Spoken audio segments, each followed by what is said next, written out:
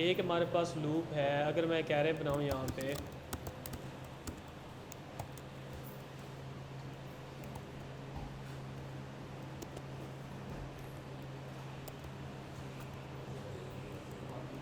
ठीक है।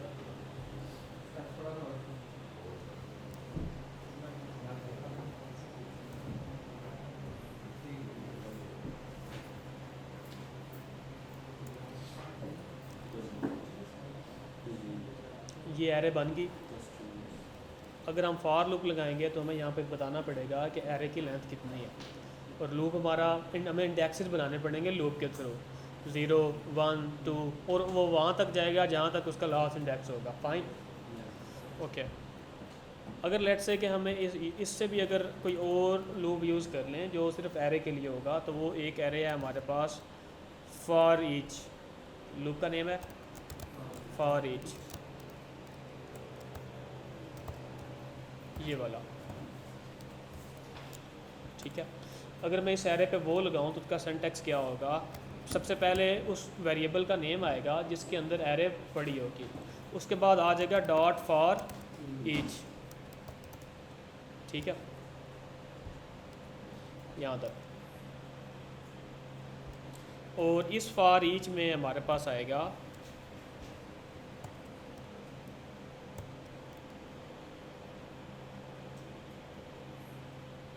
फंक्शन, यानी हम यहाँ पे क्या करेंगे, फॉर ईच लिखेंगे और उसके अंदर इस तरह, यार एक टॉपिक हमारा मिसिंग है, वो यहाँ पे यूज़ हो रहा है बेसिकली। अभी के लिए मैं क्या करता हूँ, ओके, फॉर ईच, अरे डॉट फॉर ईच के बाद होगा यूज़, इसके अंदर एक फ़ंक्शन पास होगा, ओके। उस फंक्शन को अगर मैं अलग से बना लूँ ना, मिसाल के तौर पे एक मैं फ़ंक्शन बनाता हूँ जो क्या करेगा, प्रिंट ऑल वैल्यूज़ या प्रिंट वन वैल्यूज़, एक फ़ंक्शन बनाया मैंने, ठीक है। इस फंक्शन को क्या होगा, हमें अगर मैं यहाँ से एक पैरामीटर पास करूँ लेट से आइटम का, ओके, और इसको क्या कर दूँ, console dot log item. Fine, ये फंक्शन जब भी कॉल होगा, मिसाल के तौर पे अगर मैं प्रिंट वाले वैल्यू को कॉल करता हूँ, यहाँ पे लिखता हूँ हेलो, इसकी आउटपुट क्या आएगी, एनीबॉडी। कंसोल डॉट लॉग में क्या चला जाएगा, हेलो चला जाएगा। यानी हमें एक पैरामीटर यहाँ से पास करना पड़ेगा यहाँ पे, और यहाँ से फिर उसकी वैल्यू भेजनी पड़ेगी, वो उसको क्या कर देगा, कंसोल कर देगा। Fine, okay. इसको मैं हटा रहा हूँ यहाँ पे। अगर इस फंक्शन को मैं यहाँ पे लिखूँ ना, ओके, लेट्स सी क्या होता है।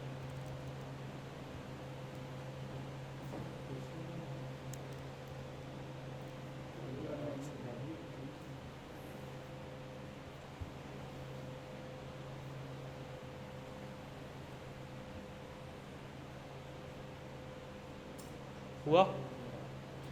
अब यहाँ पे क्या हो रहा है, फॉर ईच जो है, मैंने यहाँ पे वैल्यू पास नहीं की बेसिकली, ये फॉर ईच उसका खुद ब खुद वैल्यू भेजता रहेगा, ओके। जब इसको वो कॉल करेगा ना, तो उसको इस तरह वो वैल्यू पास करता जाएगा। ऐसे वो कॉल करेगा, सबसे पहले पहली वैल्यू भेज देगा, फिर दूसरी, फिर तीसरी, वो हमें करने की ज़रूरत नहीं है। हाँ, वो ऑटोमेटिक यहाँ पे वो आइटम पास करता जाएगा, सबसे पहले पहला आइटम पास कर देगा, फिर दूसरा, फिर तीसरा, फिर चौथा। फाइन, अगर इसी को मैं उठा के उसके अंदर पेस्ट करूँ, किसी फंक्शन को मैं यहाँ से कॉपी करूँ, यहाँ पे उसके अंदर पेस्ट कर दूँ ऐसे, ओके, लेट्स सी क्या होता है। सेम रिजल्ट है, यानी हमें वो फंक्शन इसके अंदर लिखना पड़ेगा जो हर आइटम के लिए चलेगा, पहले के लिए भी, दूसरे के लिए भी। अब ये फॉर ईच क्या करेगा, पहला फंक्शन कॉल करेगा, सॉरी 10 जब आएगी 10 की बारी, तो वो इस फंक्शन को आइटम में क्या पास कर देगा, 10, फिर 20, फिर 30। Fine, okay. एक और इसी तरह का है फॉर ईच की तरह का। फॉर ईच का मतलब क्या है, सब के लिए, यानी ये क्या करेगा, एरे के पहले आइटम के लिए भी चलेगा, दूसरे के लिए भी, तीसरे के लिए भी, चौथे के लिए भी। थोड़ा मुश्किल तो नहीं हो गया ये, सबको समझ आ गई है, ओके। एक हमारे पास दूसरा मेथड है, मैप का, जो कि रिएक्ट या नोड.js के अंदर सबसे ज़्यादा यूज़ होता है। रिएक्ट के अंदर यूज़ ही वही होता है। ये जो फॉर ईच है ना, ये हम रिएक्ट के अंदर यूज़ नहीं कर सकते। मतलब जो हमारी होगी ना HTML, वहाँ पे हम इस फॉर ईच को यूज़ नहीं कर सकते। ये वहाँ यूज़ होगा जहाँ पे हम जावास्क्रिप्ट का कोड एक्चुअल फंक्शन लिख रहे होंगे। जहाँ पे HTML लिख रहे होंगे ना, उसके अंदर फॉर ईच हम नहीं लगा सकते। वहाँ पे हम मैप यूज़ कर सकते हैं। ओके, एरे को अगर लेट्स से कि हमारे पास एक स्टूडेंट की एरे आ गई है जिसमें 100 स्टूडेंट हैं, उनको हमने HTML में प्रिंट करना है, तो वहाँ पे मैं फॉर ईच नहीं लगा सकता। ओके, अगर HTML के अंदर जाके मैंने उन सारे स्टूडेंट को प्रिंट करना है, तो मैं वहाँ पे मैप यूज़ कर सकता हूँ। तो अभी हम मैप को देख लेते हैं। उसके लिए यही होगा, एरे डॉट मैप आ जाएगा और इसके अंदर हमें एक फंक्शन लिखना पड़ेगा।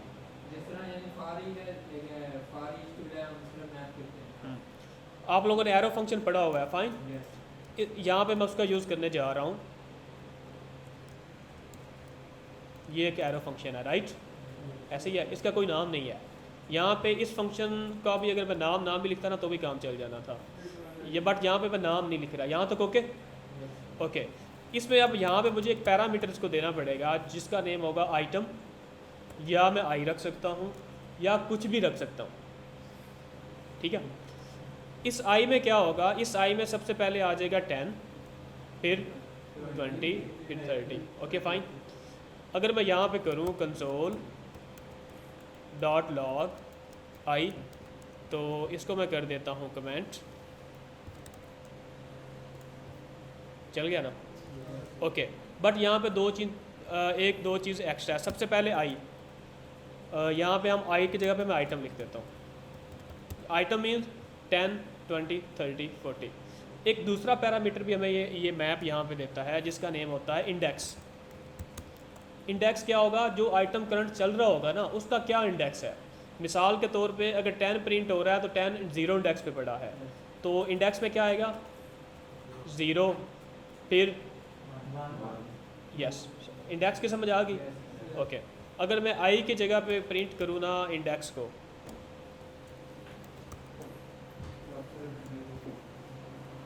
फाइन। एक तीसरा भी यहाँ पे हमें पैरामीटर मिलता है जो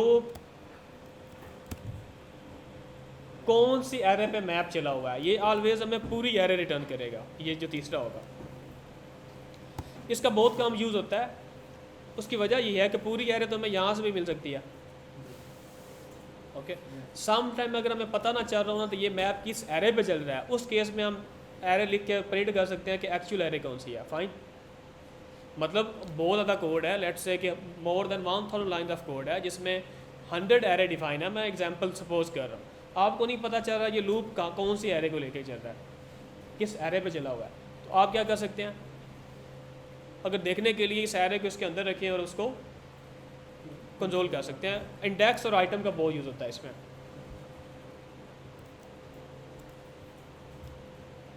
पाँच दफ़ा लूप चला, 5 दफ़ा एरे प्रिंट होगी मेरे पास। Fine, okay.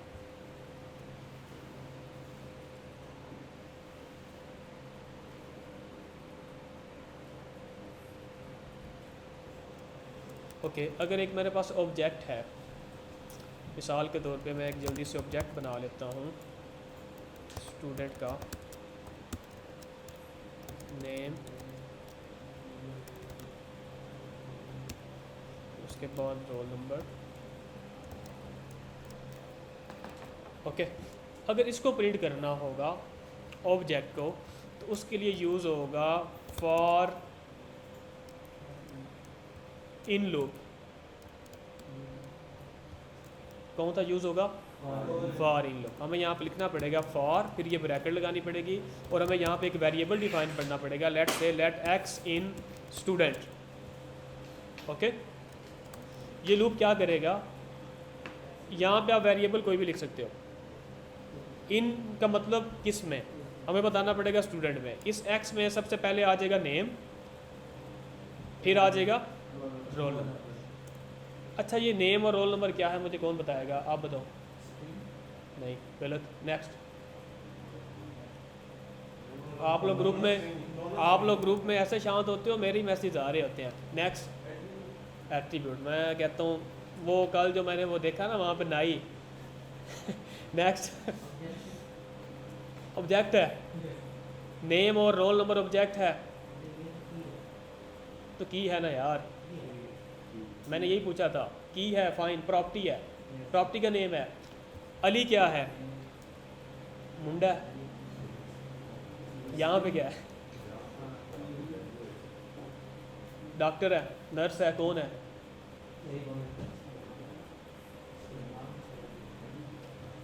वैल्यू है। एक्चुअल बोलो ना डॉक्टर साहब, आप कसम से वही मेडिसन पे रुके हुए हो। अब यही किसी ड्रिप का नाम होता ना, आप उसी टाइम बता देना था। ओके, यहाँ पे मुझे क्या मिलेगा, नेम और रोल नंबर, डेट्स कॉल्ड, अब मुझे की मिलेगी या प्रॉपर्टी मिलेगी। ओके ओके, अब मुझे कौन सा स्टूडेंट आंसर करेगा, इस नेम को यूज़ करके मैं अली को प्रिंट करना चाहता हूँ, तो यहाँ पे मैं क्या करूँगा। हम लोग ऑब्जेक्ट की वैल्यू को कैसे एक्सेस करते हैं, की के साथ क्या सिंटैक्स होता है उसका, मुझे यहाँ पे क्या लिखना पड़ेगा, स्टूडेंट डॉट नेम। ओके, यहाँ पे ये चल जाएगा। अगर मैं एक्स में आ रहा नेम, एक्स में आ रहा रोल नंबर। ओके, मैं लिख रहा हूँ यहाँ पे स्टूडेंट डॉट क्या लिखूँगा, एक्स, फिर एक्स में नेम आ रहा ना यार, ये देखो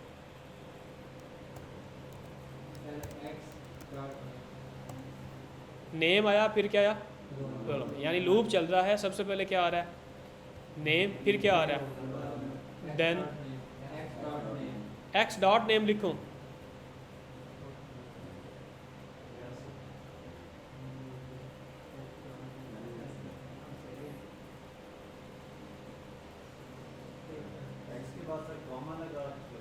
दो तरीके मैंने बताए थे। हमने ऑब्जेक्ट से दो तरीक़ों से वैल्यू को एक्सेस किया था। वो दो तरीके कौन कौन से हैं, मुझे नाम बताओ।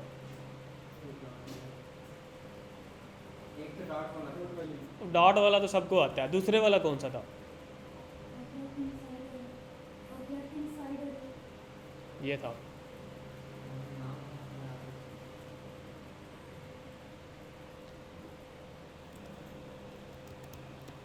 स्टूडेंट आएगा, फिर एरे आएगी और फिर एक्स आएगा। और मैंने आपको बताया था कि अगर हमने स्ट्रिंग से ऑब्जेक्ट की वैल्यू लेनी होगी तो हम ये वाला मेथड यूज़ करेंगे।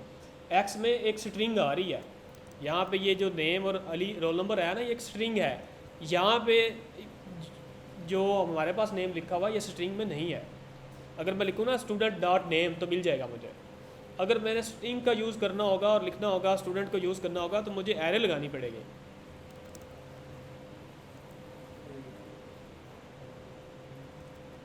आपको कैसे पता था, आप तो छुट्टियों पे थी।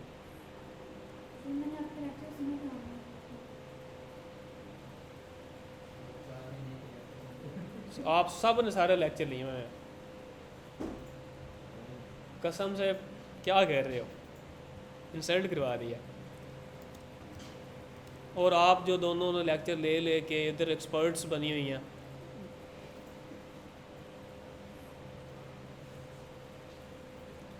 वीडियो भी रिकॉर्ड हो रही है साहब, भूल गया था मैं।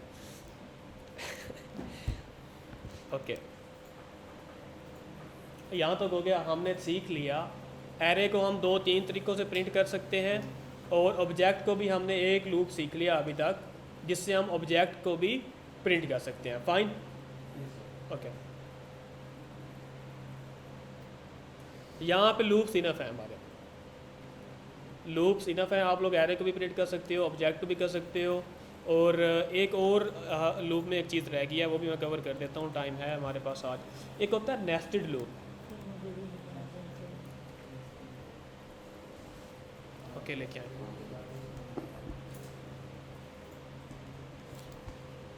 यहाँ तक एक दफ़ा रिवाइज़ कर लें, सिंटैक्स वगैरह सारी चीज़ें, मैं वापस आता हूँ।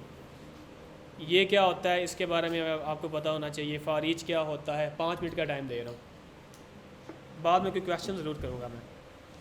यस मैम, बताएं। हो गया ना, जिस तरह दिल के साथ है ना। Okay fine perfect. अब आपने ना एक न्यू फाइल बना लेनी है, ठीक है। और हम गए W3 स्कूल पे,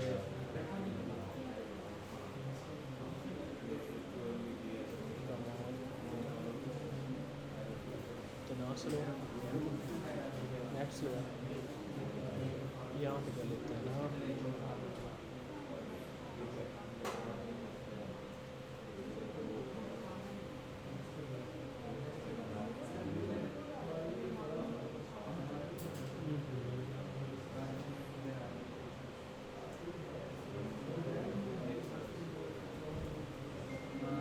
CSS कैस्केडिंग स्टाइल शीट इसका स्टैंड फॉर है। इसमें टोटल स्टाइल बनता है। क्या बनता है इसमें?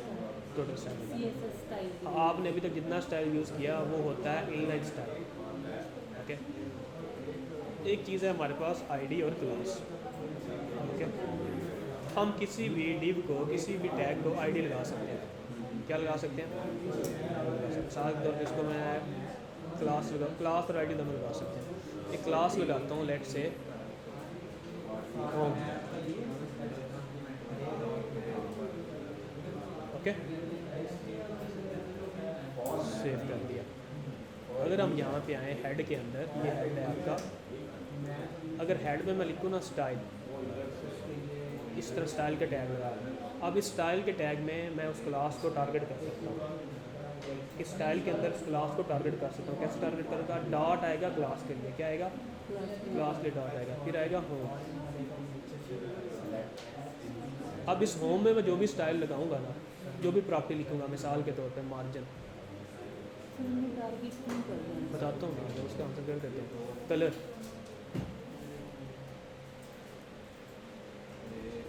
किया कलर, सेम वही सिंटैक्स है जो आपने पहले पढ़ा हुआ।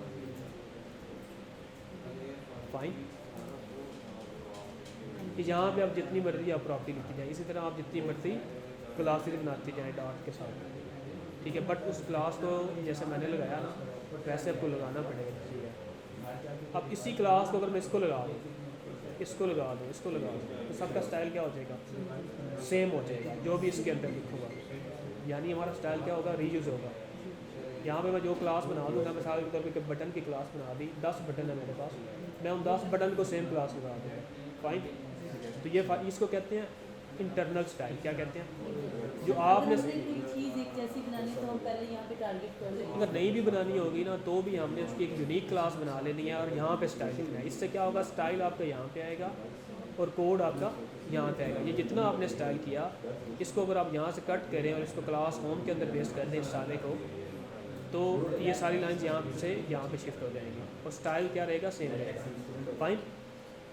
जिस टैग को भी स्टाइल लगाना होगा, आपने क्लास लगानी है या आईडी लगा लेनी है। अगर आप आईडी लगाएंगे, यहाँ पे लिखेंगे ID is equal to, let's say ये मैं लिख लेता हूँ, तो यहाँ पे मुझे डॉट की जगह पे क्या लिखना पड़ेगा? हैश लिखना पड़ेगा, ऐसे। बट एक चीज़ याद रखनी है, आईडी होती है यूनिक। क्या होती है? यानी आईडी एक ही दफ़ा आ सकती है। अब ये जो आईडी है ना, मैं किसी और टैग को नहीं लगा सकता। Okay fine. तो आपने हाँ, वो हम 10 टैग को भी लगा सकते हैं, सेम क्लास। तो आपने मोस्टली क्लास का यूज़ करना है। इसे कहते हैं इनलाइन स्टाइल और इसे कहते हैं internal CSS, inline CSS। Inline CSS अब आपने नहीं यूज़ करनी है, आपने सारी यहाँ पे यूज़ करनी है। ओके, अब आएँ आप यहाँ पे, सबसे पहले आ जाए कलर्स में। ये आपने ऑलरेडी यूज़ किया। ये देखिए, ये प्रॉपर्टी आपने यहाँ से लगाते जाना है। बैकग्राउंड कलर कैसे चेंज होता है आपको पता है ना? बस ठीक है। कलर कैसे चेंज होता है आपको पता है। बस छोड़ दें, बैकग्राउंड में आ जाए आप। ये भी वही है, बैकग्राउंड कलर, बैकग्राउंड इमेज, ठीक है। स्टाइल लगा के आगे वो करते हैं।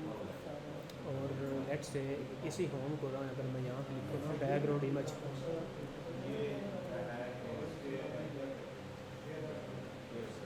तो मुझे यहाँ पे लिखना पड़ेगा URL, और इस URL में जो पाथ दूंगा ना, वो उसको क्या, कौन सी पिक्चर लगेगी? बैकग्राउंड पिक्चर लगेगी। फाइन। इसके अगर वैसे ना यहाँ पे लिखो ना बैकग्राउंड इमेज, यहाँ पे इमेज का नाम लिखो, जैसे आपने इमेज का टैग यूज़ किया, यहाँ पे इमेज पेस्ट कर लेनी है, उसका नाम यहाँ पे आ जाएगा, ठीक है। तो ये पिक्चर कैसे लगेगी? एज अ बैकग्राउंड लगेगी। यहाँ तक क्लियर करें। इनलाइन CSS यूज़ करें इंटरनल CSS, और क्लास के थ्रू कलर लगाएं किसी भी टैग को, फाइल अपनी न्यू बना लें, इस फाइल को छोड़ दें। फाइन, ट्राई करें जहाँ से मसला मैंने पूछा। हाँ जी, पहला क्वेश्चन आपसे ही होगा। Okay, what is a map?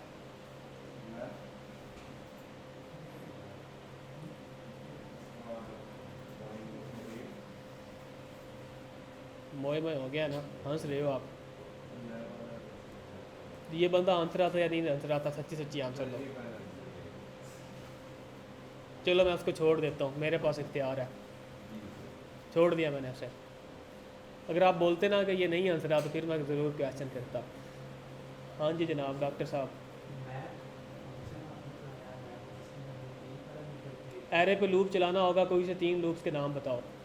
जैसे वो छोटे छोटे बच्चों को कहते हैं ना, 3 जानवरों के नाम बताओ जो गोश्त खाते हैं, तो वही वाला लेवल है। 3 लूप्स के नाम बताओ जो एरे पे चलता है।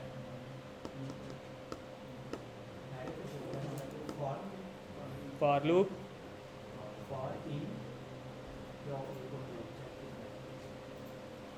देख लो यार, आपको आता होगा।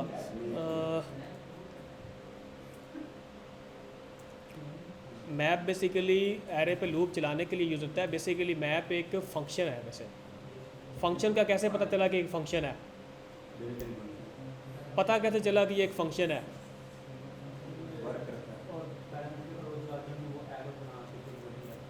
कौन सी एरो, कौन सी एरो? वो जो एरो फंक्शन आपने बनाया ना, जो एरो फंक्शन इसमें तो कर्ली ब्रैकेट्स ही यूज होती है। बॉय साइड फेल्ड हो गया, girls side. Most brilliant student, yes. आप ही आंसर करें। मैप का मुझे कैसे पता चला कि ये एक फंक्शन है? लेट आई थी, ओके, ये इसका आंसर है। ओके, आप जल्दी आई थी, इसका ये आंसर है। और आप नहीं आई थी। क्या आंसर है? एरो फंक्शन तो उसके अंदर जा रहा है एज पैरामीटर। अब इस बात में भी आंसर है अगर आप लोग गेट करो तो। Next, last one. किसी फंक्शन का कैसे पता चलता है कि वो फंक्शन है? उसको हम फंक्शन का नेम लिखते हैं। मिसाल के तौर पे एक फंक्शन है लॉगिन के नाम से, लिखा मैंने, फिर ये ब्रैकेट लगाता हूँ तो ये फंक्शन की ब्रैकेट्स नहीं होती।